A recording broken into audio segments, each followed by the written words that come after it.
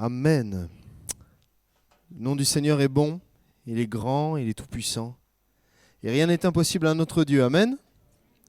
Amen. Je vais prendre un peu d'avance sur dimanche. Ce dimanche, nous allons avoir un culte spécial. Vous avez reçu le mail encore de rappel sur la générosité en action. Et par souci de compréhension sur ce qu'est la générosité, et parce que dimanche, je vais parler du 4e point de cette prédication, essentiellement, je voulais préparer le terrain de la générosité. Je pense qu'il est bon d'offrir un cadre sur ce qu'est la générosité selon la parole de Dieu, selon la pensée de Dieu, sur ce que Dieu attend de nous, d'être généreux. Amen. Amen. Ouais. Alléluia. Donc Dieu attend cela de nous, mais qu'est-ce que la générosité ? Je pourrais faire un tour de cette salle et on aurait chacun un élément de compréhension sur ce qu'est la générosité. Le dictionnaire en dit ceci, la générosité, c'est une qualité qui consiste à sacrifier son intérêt personnel. Ça, c'est l'un des dictionnaires. J'ai pris 3 définitions qui matchaient bien les unes avec les autres, parce que le mot générosité peut être carrément un synonyme de don. Okay, donc, mais la générosité, selon Dieu, elle dépasse seulement le mot don, ou n'est pas enfermée dans simplement l'argent. Ok ? Décrispez-vous. Je passe pas avec la corbeille à la fin, tout va bien. Donc la générosité, c'est une qualité qui consiste à sacrifier son intérêt personnel, ou sinon qui se montre bienveillant, quelqu'un de généreux, quelqu'un qui manifeste la générosité, c'est quelqu'un qui cherche l'intérêt de l'autre. Amen. Et c'est sinon la disposition à donner sans compter. Alors déjà, on commence à se raidir un peu plus. Moi, je veux bien donner, mais je veux que ça soit mesuré. Amen. Ouais, vous avez dit amen. Ouais, bon, vous êtes tombé dans le panneau, c'est dommage. Donc ça, c'est la définition selon le dictionnaire. Ok ? Selon vous, qu'est-ce que la générosité ? Est-ce que vous êtes déjà d'accord avec... C'est pas moi qui ai inventé ces définitions, hein. Je les ai tirées du dictionnaire, tantôt Larousse, tantôt le CNTRL, je n'arrive jamais à me rappeler le nom de ce site. En tout cas, voilà, c'est tiré de dictionnaire. Est-ce que vous êtes d'accord avec cette définition, ces définitions ? Ça va ? Je n'ai pas dit de bêtises pour l'instant. C'est normal, c'est pas moi qui ai écrit ces définitions. Ça va ? Ça va ? Ok, vous êtes d'accord. Bon, vous êtes timide, on va aller plus loin. Vu que vous êtes timide, je vous propose un petit quiz. Ok ? Alors là, il faut m'afficher. Ok. Selon vous, dans la Bible, combien de fois le verbe aimer apparaît-il dans la Bible ? J'ai arraché la prise en passant. Réponse A, 55. Réponse B, 400. On n'est pas qui veut gagner des millions, c'est qui doit donner des millions. Ça, c'est plutôt une autre émission. 475, C, 684, D, 1192. Allez. La réponse A, qui lève la main ? Ah non, dans la Bible, combien de fois le verbe aimer ? Non, c'est pas infini, non. Le mot est écrit. Voilà. Alors, la réponse A, qui lève la main ? Non. Réponse B ? Non. Réponse C ? Non. Réponse D ? La bonne réponse était... C'est la diapo d'après, en fait. Merci. Aïe, aïe, aïe. 475. Ah mince.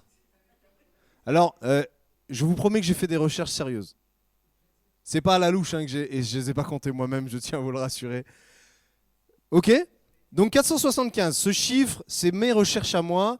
D'autres vont dire près de 700 fois. Moi, j'ai essayé d'élargir au sens aimer et les synonymes d'aimer pour que ça soit au plus vrai du cœur de Dieu. Ok ? Mais on voit que c'est quand même pas mal, 475 occurrences.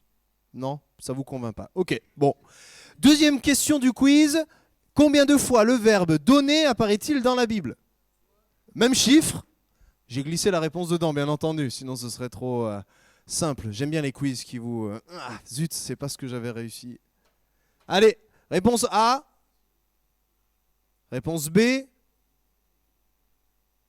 Réponse C. Ah, on commence à se...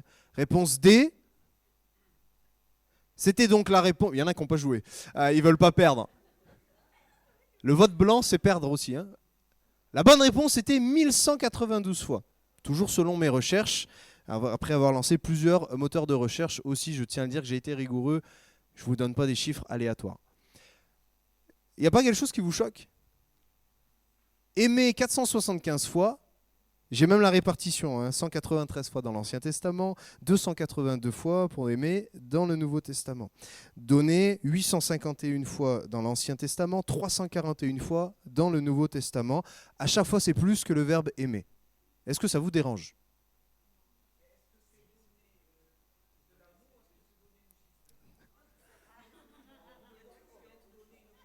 C'est donner. On peut aussi aimer par intérêt. C'est pas vraiment aimer. Je parle du verbe au stricto sensus aimer ou donner. Ok? Pourquoi cette logique-là? Elle nous dérange parce que nous, on préférait qu'on nous parle d'amour, l'amour que je vais recevoir, l'amour que j'ai reçu de Dieu. Alléluia, encore plus d'amour, amen. Mais la vérité, c'est que Dieu, pour prouver son amour, il a tout donné. Et il n'y a pas d'amour sans donner. Voilà pourquoi je fais cette équation-là. Générosité égale aimer plus donner. Plein de textes, c'est pas une équation de grand scientifique, c'est la mienne. La générosité, c'est le fait d'aimer en pratique.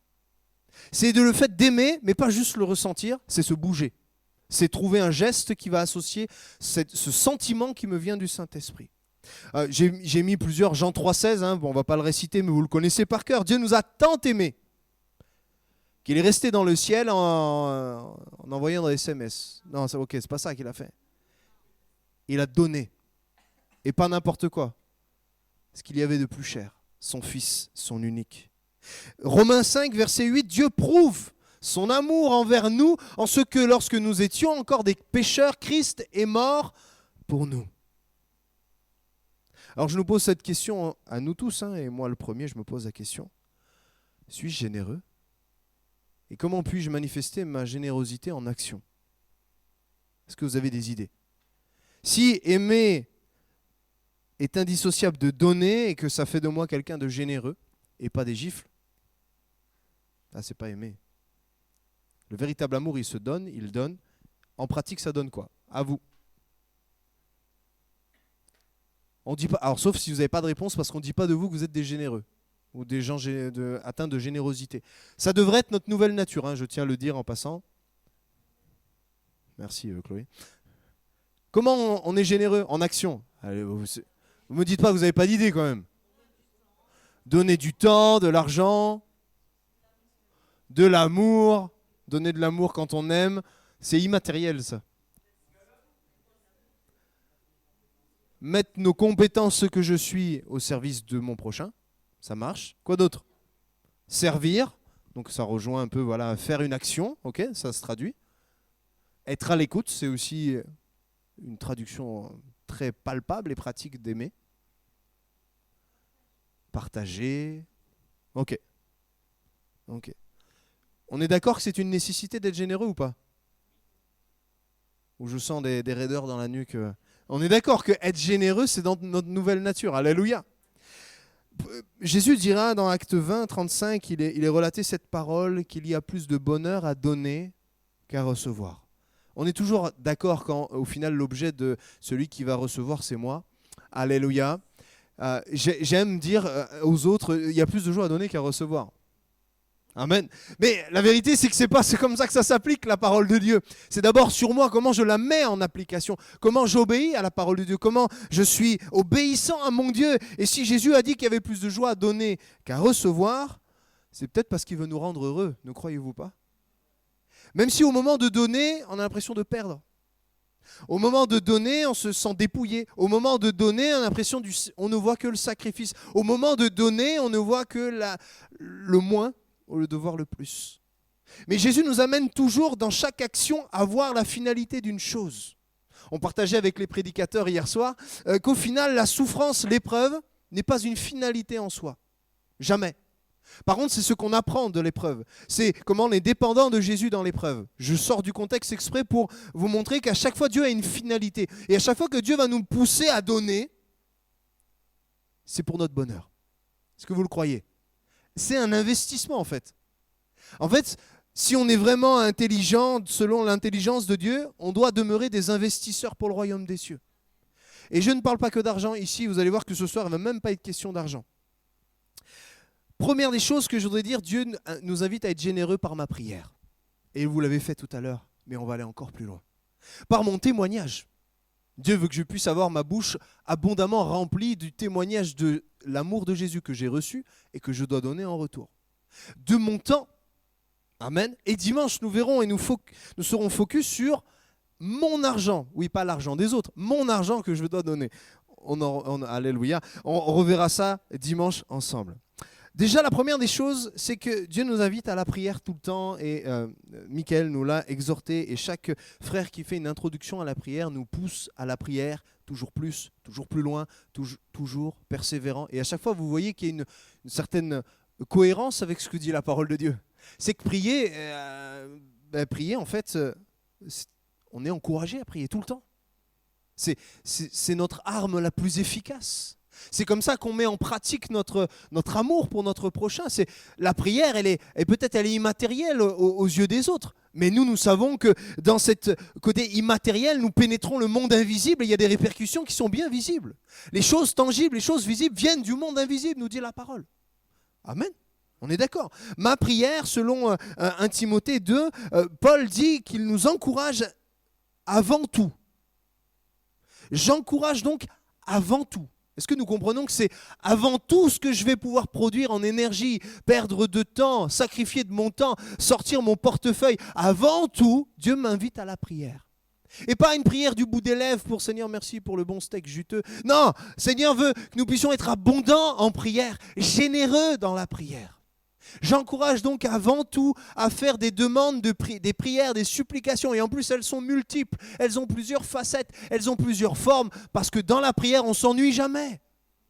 Si on a cette prière inspirée, la prière, c'est mon ring. C'est là où je m'entraîne. C'est là où je gagne mes plus grandes victoires. Si je suis généreux dans la prière. Si je fais le minimum syndical du service social minimum, revenu de la prière, je vais m'ennuyer. Si par contre je demeure abondant dans mes prières, le Seigneur va me mettre en joie. Il va me montrer qu'il y a des choses qui bougent, comme on a prié tout à l'heure. Ne soyez pas des Hérodes qui vont apporter à l'église. Non, soyez de ceux qui... Oui, il y a Pierre, il est là, il a été délivré. Nous voulons être généreux dans notre vision de la prière aussi. Amen. Et Paul, il dit, pour tous les hommes.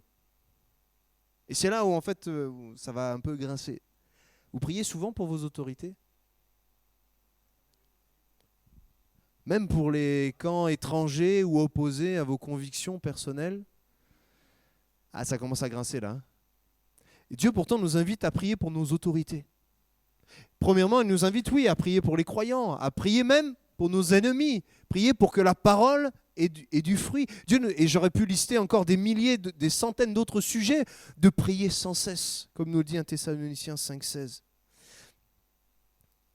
Prier pour les croyants, ça va. Si, ils ne m'ont pas fait de mal. Parce qu'ils passent dans la deuxième catégorie sinon. C'est vrai. Si quelqu'un m'a fait du mal, soit lui se considère comme mon ennemi, soit je le considère comme mon ennemi. Et là, il y a déjà de la distance. Il y a déjà un fossé entre nous et ma prière, elle commence à être difficile. Mais Dieu m'invite à être généreux dans la prière, même pour mes ennemis. La Bible va même plus loin, il dit priez pour vos ennemis, bénissez-les, c'est-à-dire que vos lèvres disent du bien de votre ennemi. Et il va même encore plus loin, Jésus va toujours plus loin, et nous amène toujours à nos yeux trop loin.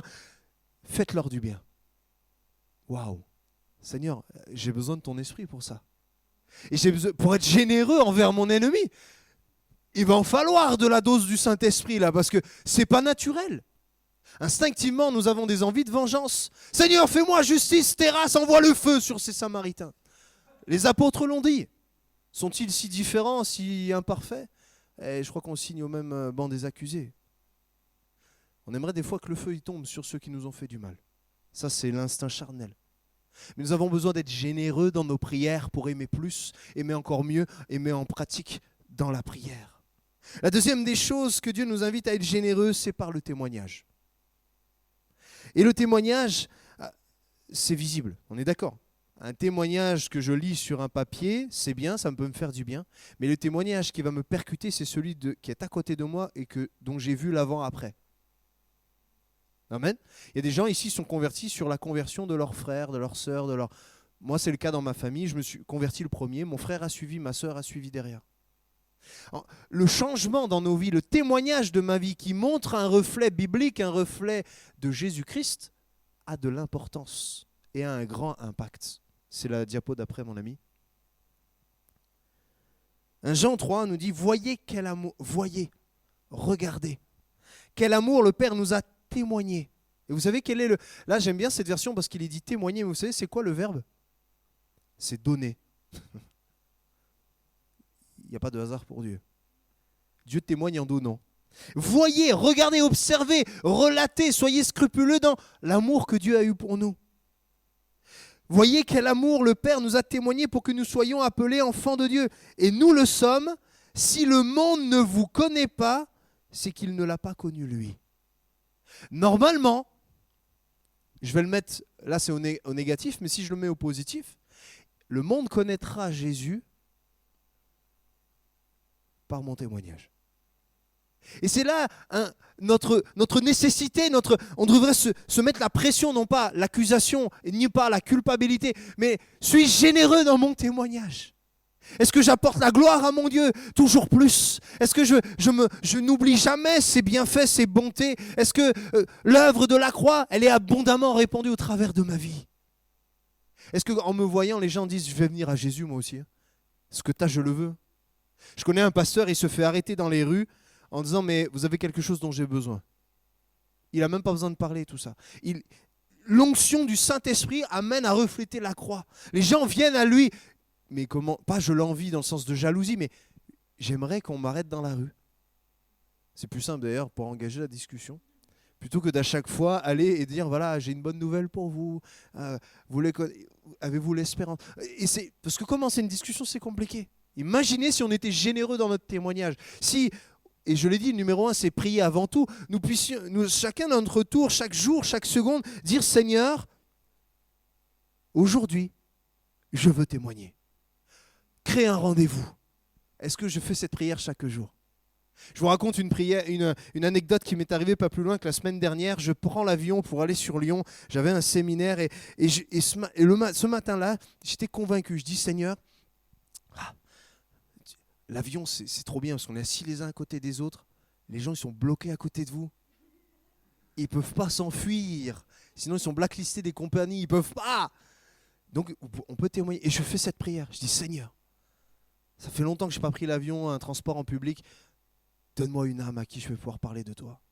J'arrive dans l'aéroport, personne. Je continue, je vais jusqu'à l'embarquement. Tout le monde rentre en mode mouton, les uns derrière les autres. Personne ne se parle, ça. Et je me dis, je ne vais pas les agresser en enlevant leurs écouteurs. Ça serait bizarre, c'est moi qui aurais été blacklisté après. Mais je m'assois, tout le monde s'assoit. Je vois qu'on est quasi plein dans l'avion. Et puis, je m'assois le premier dans ma rangée. Et puis, je dis, allez Seigneur, je l'attends celui-là. Celle-là, je ne sais pas qui tu m'envoies, mais je l'attends. Vous savez quoi? Personne s'est assis à côté de moi. J'ai été dégoûté. Mais vraiment, je me suis plaint à mes collègues pasteurs. Toute la semaine, j'aurais dit, j'avais fait cette prière, j'ai pas été exaucé. Priez, j'ai besoin, là, c'est vital. Et au retour, extraordinaire. Je reprends l'avion au retour le vendredi soir. Et là, il y a une foule. Là, l'avion était plein. Et vous savez quoi, le Seigneur, je crois qu'il honore notre foi quand on est généreux dans nos prières pour le témoignage. Tout le monde est en train de faire la queue. Moi, j'avais la flemme, j'étais assis sur mon siège, j'attendais. Et puis, je vois que ça commence à rentrer dans l'avion. Et puis, je me dis, bon, là, j'y vais. Et au moment où je me lève, la dernière personne de la queue, c'est une maman de l'école que j'ai rencontrée en septembre qui amène les enfants dans la même école que mes enfants. Et là, on se regarde, mais alors, abasourdi. Et puis, on commence à parler. Je commence à témoigner. Et la discussion s'est faite. Dieu exauce nos prières quand on est généreux dans le témoignage. Et Dieu veut qu'on abondamment nous puissions rendre témoignage. Je crois que Dieu veut honorer notre foi. Es-tu généreux dans le témoignage? Le veux-tu? Dieu va honorer ta foi. Amen. Et le dernier point que je voudrais aborder avec vous ce soir, c'est le temps. Dieu veut que nous soyons généreux dans le temps que nous lui consacrons. La Bible nous invite dans Ecclésiaste 11, verset 1, à jeter le pain à la surface de l'eau. Avez-vous fait déjà une chose pareille, si ce n'est pour nourrir des canards? Un midi, vous allez pique-niquer au bord il n'y a pas de plage ici. Au bord du lac. Il faut que je change mes expressions.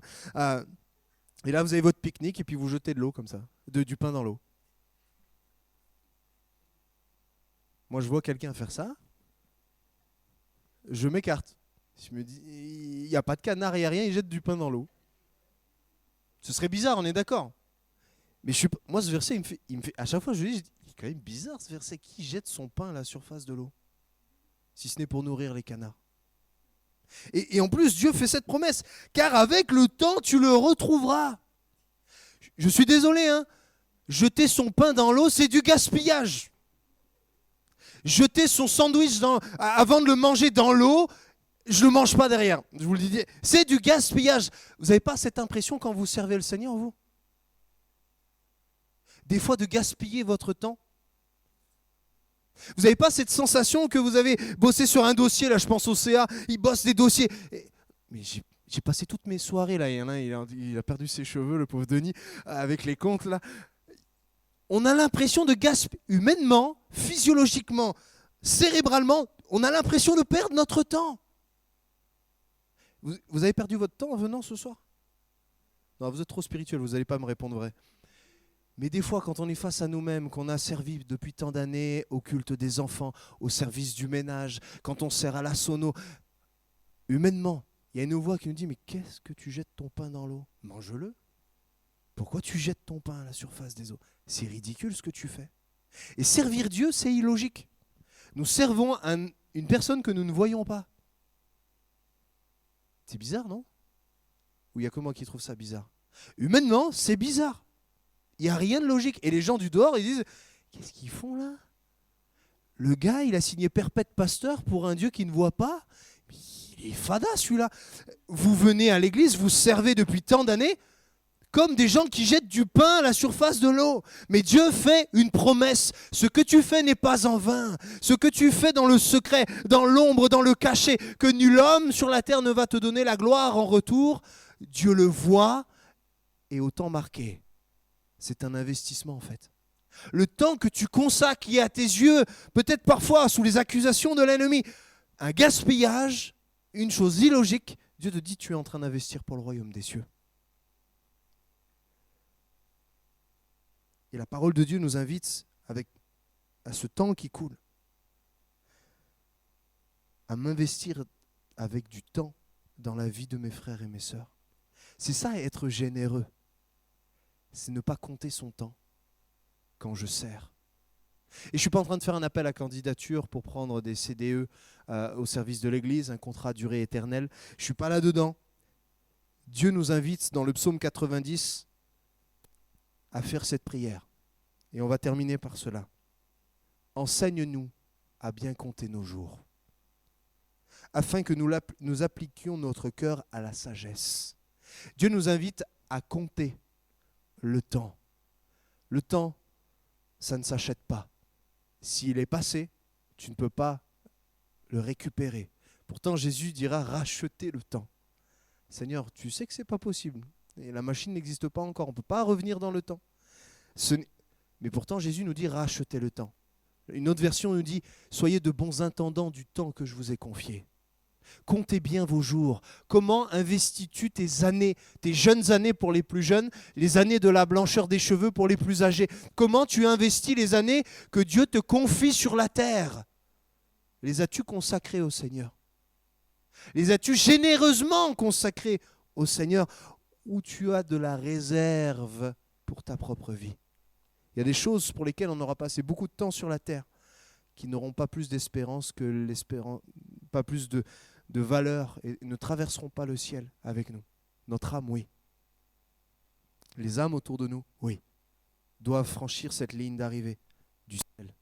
Tout le reste n'est que du superflu. Ne croyez-vous pas? Que nous puissions faire cette prière.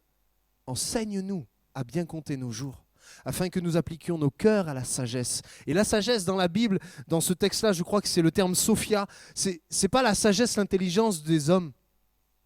C'est l'intelligence que Dieu donne par son esprit.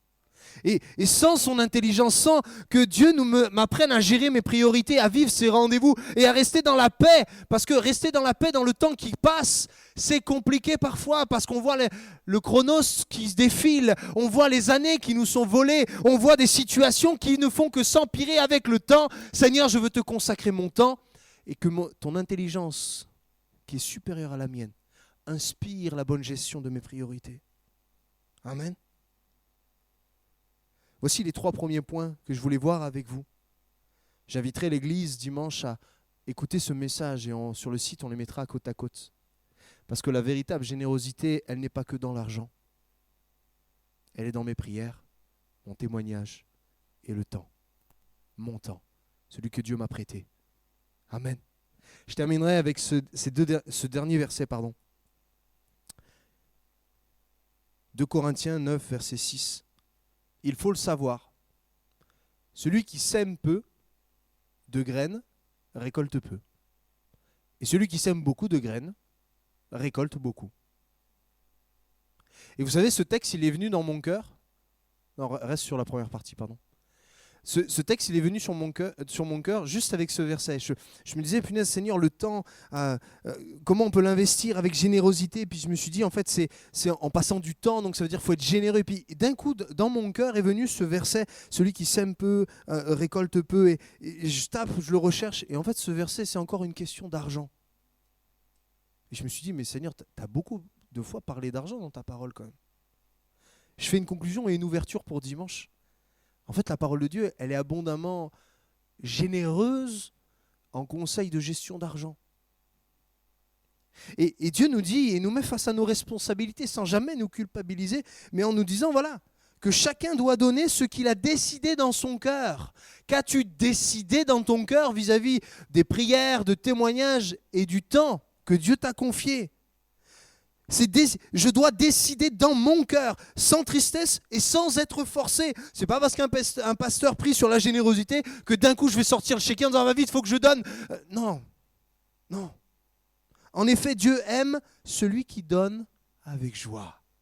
Une fois de plus, la joie. Il y a plus de bonheur à donner, il y a plus de joie à donner qu'à recevoir. Celui qui donne de bon cœur, celui qui donne parce qu'il l'a décidé, il a de la joie. Et je vous invite, et j'aimerais qu'on puisse terminer par la prière,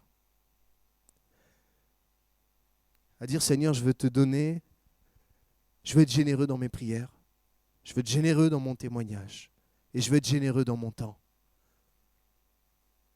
Mais je veux le décider dans mon cœur. Alors on va faire quelques secondes de silence devant Dieu, et je vais t'inviter peut-être à faire cette prière. Peut-être il y a un domaine sur les 3 là, que j'ai abordé ce soir qui te parle plus qu'un autre. Mais décide en ton cœur de semer avec abondance. Peut-être c'est semer avec larmes dans la prière, mais sache-le, tu vas récolter avec cri d'allégresse. Peut-être tu vas devoir semer abondamment dans le témoignage et ça va te demander un effort d'entrer socialement en interaction avec des gens étrangers ou des gens à qui tu n'as jamais partagé ta foi. Mais Dieu va te montrer et t'encourager par la conversion de ces personnes.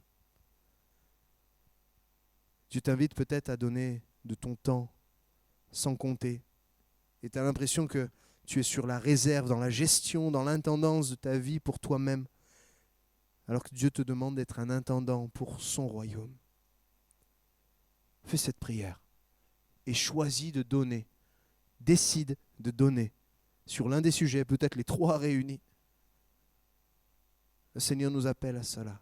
Alors prions ensemble dans nos cœurs, dans ce temps de silence et de recueillement face à la parole de Dieu.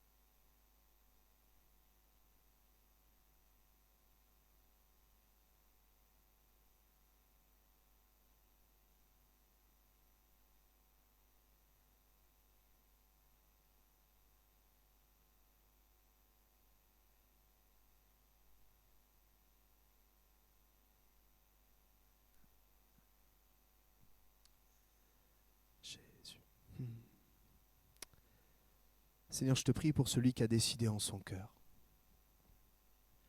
Je te prie pour celui qui tremble encore face à cette décision. Je te prie de l'encourager. Je te prie pour ma vie, je te prie pour nos vies, afin que nous soyons des gens généreux. De ceux qui, comme nous l'avons vu dans la définition du dictionnaire, qui donnent sans compter. Seigneur, parce qu'à toi appartient l'or et l'argent, toi appartient nos vies, notre santé, toi appartient notre temps, toi appartient notre espoir et notre avenir. Tout est entre tes mains. Je te prie, Seigneur, pour nos vies, pour les foyers que nous représentons. Que nous soyons de ceux qui sont appelés les généreux, des gens atteints de cette qualité-là, qu'est la générosité. Merci pour tout, mon Jésus. Amen. Amen.